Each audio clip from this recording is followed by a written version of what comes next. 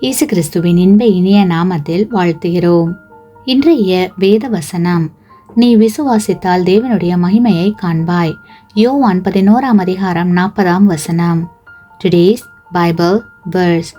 Did I not say to you that if you would believe, you would see the glory of God? John chapter 11:40. கிறிஸ்துவுக்குள் அன்பான சகோதர சகோதரிகளே, நாம் சோர்ந்து போகிற சமயங்களில் வேத வசனம் நம்முடைய ஆத்துமாவை உயிர்ப்பிக்கின்றன. நம்முடைய வாழ்க்கையில் காணப்படும் எல்லா அவிசுவாசங்களையும் தேவனுடைய பாதத்தில் இன்றே சமர்ப்பித்து விட வேண்டும். அசைக்க முடியாத உறுதியான நிலைவரமான விசுவாசத்தை நாம் எல்லோரும் தேவனிடத்திலிருந்து பெற்றுக்கொள்ள வேண்டும். மனிதர்களை பார்த்து நம்முடைய விசுவாசத்தை இழந்து போகக்கூடாது. எந்த சூழ்நிலையிலும் நாம் தேவனை மாத்திரம் நோக்கி பார்க்க வேண்டும்.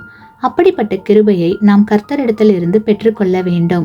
எந்த நொடியிலும் நம்முடைய துயரத்தை நம்முடைய தகப்பனால் தீர்க்க முடியும் என்று முழு இருதயத்தோடு பரிபூரணமாக விசுவாசிக்க வேண்டும்.